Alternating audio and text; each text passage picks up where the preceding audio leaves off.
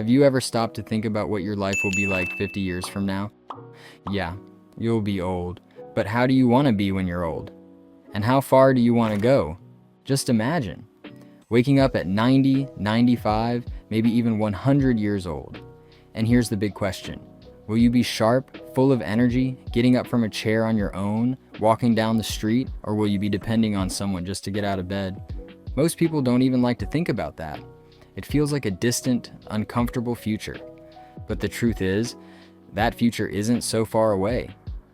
Think back to when you were a teenager. Did you imagine what it'd be like to be your current age? Or maybe you're a teenager watching this video. In that case, do you remember when you were a kid and imagined yourself as the cool teenager? My point is, time flies when you look back. And I know we can't handpick how long we're going to live, but we can make daily choices that take us closer to life or closer to death. I know, it sounds heavy to say it like that, but every choice you make today is basically a contract you're signing with your future self. And that contract can be fair or a trap, because longevity isn't just about living longer, it's about living better. There's no point in reaching 90 or 100 if you can't enjoy life anymore. The real secret is getting there with independence, strength, and health. And believe me, that's not reserved for people with good genetics. It's something you build day by day with simple choices anyone can start making right now. The first secret to longevity is simple, but most people ignore it. Strength. And no, I'm not talking about becoming a bodybuilder or walking around lifting 200 kilos, unless you want to. I'm talking about enough strength to do the basics, get up from a chair on your own, carry grocery bags, play with your grandkids without feeling destroyed afterward. What happens is that from around age 30 or 35, our bodies naturally start losing muscle mass. That process even has a fancy name, sarcopenia. And what does that mean in practice? It means that if you do nothing, you'll get weaker every year, until one day, getting off the couch feels like an Olympic event. And no, you don't have sarcopenia yet, you're just sedentary and lazy. Get your butt out of the chair, my friend. Now here's the thing. This process can be delayed a lot if you do strength training, weightlifting, resistance training, body weight workouts. That's what keeps your muscles active and ready to protect your body. And here's something most people don't realize. Strength isn't just about looks, it's about survival.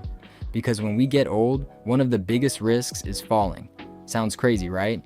A simple slip in the bathroom can turn into a tragedy if you don't have the muscle to react and protect yourself.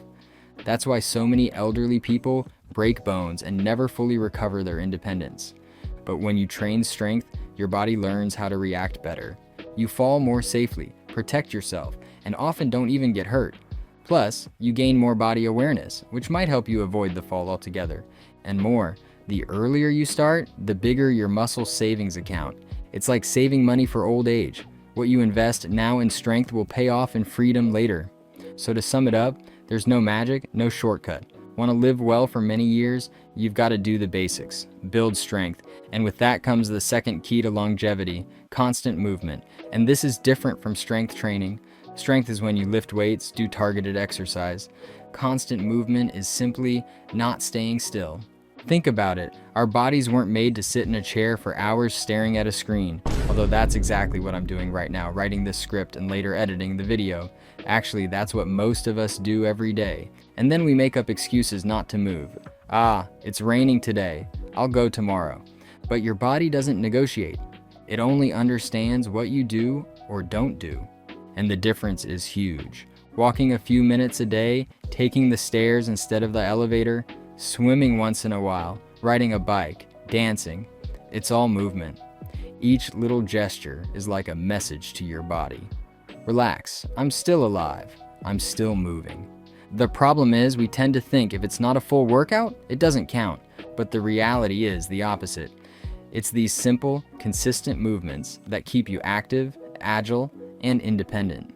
Here's a challenge. How many steps did you take yesterday? If the answer is almost none, then you know where to start, because no one ever got saved by a couch. But a daily walk, that can absolutely save years of your life. Think I'm being dramatic? There are studies showing that walking about 8,000 steps per day already reduces the risk of dying from heart disease and even other causes. It also lowers your risk of things like dementia, depression, type 2 diabetes, and cancer. In other words, just by moving consistently, even if it's just walking, you're literally increasing your chances of living longer and better. Up to this point, you already know how to take care of your body, but one thing that's just as important for longevity is staying sharp. That's why the third key to longevity isn't in the body, it's in the mind. Keeping your brain active is just as important as keeping your muscles strong, because it's no good reaching 90 with a healthy body if your mind doesn't come along for the ride. And there's no magic here. Your brain rusts too if you don't use it. Learning new things, reading, talking, playing, studying, it's all mental exercise. They're like mini workouts that keep your brain connections alive and help delay memory loss and even neurodegenerative diseases. And here's the wild part. Physical exercise helps with this too. Researchers have shown that when you move your body, your muscles release substances that reach your brain and protect it from diseases like Alzheimer's. So yeah, when you train your body, you're also training your brain. But if the only marathon you're running is reality shows on TV, don't expect your mind to be sharp at 90. Want true longevity? Then keep your mind moving too. There are so many interesting things in this world, my friend. Just pick one and go learn. An instrument, painting, reading, building stuff, learning a new language. There are endless hobbies to choose from. Learning never exhausts the mind. And the fourth and final key is your lifestyle. And there's no big secret here. It's the simple choices everyone knows but almost no one takes seriously.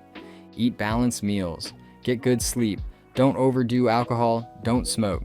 It may sound basic, but it's exactly this basic stuff that adds decades to your life. And no, you don't have to live like a monk. It's not about never eating pizza or never drinking a glass of wine. It's about understanding that your body is playing a long game, and every choice is a point on the scoreboard. You can mess up here and there, but if your whole game is disciplined, you'll come out on top. The problem is most people live like they're invincible until their body sends the bill, and when that happens, it's too late to renegotiate. So think about it. Every night of bad sleep, every constant overindulgence, every little neglect is a piece of your future you're spending now. And every good choice is like a deposit in an account that only pays off later. The biggest problem with bad choices is when they become your routine. Then your whole routine turns bad, and once in a while you make a good choice. Now, if your routine is good and you occasionally make a bad choice, that bad choice won't matter much. Build a healthy routine, eat well, and maintain good habits overall. It's impossible to make 100% perfect choices all the time, especially because pizza, chips, soda, burgers, hot dogs, they're some of the most incredible things humans have ever invented. I'm a huge fan of unhealthy food, but unfortunately, they don't bring health. In the medium and long run, that stuff will wreck you. So better to enjoy it in moderation over a long life than to live off of it and have complications early on. And to prove this isn't just theory, let me tell you about an incredible woman.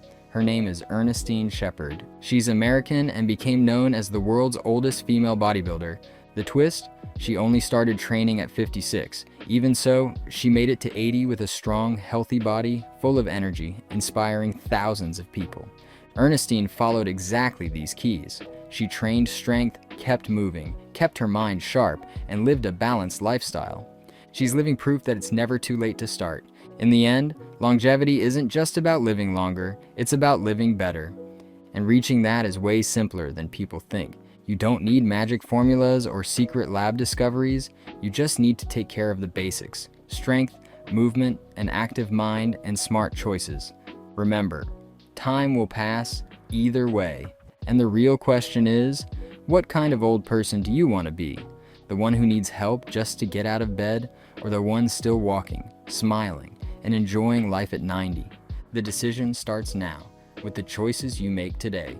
So, are you going to make the effort to leave a like and subscribe to the channel, or are you too lazy for even that? Come on, hit that like. If you can't even click like, imagine walking on your own at 90. And now I'm off for a walk. Catch you later.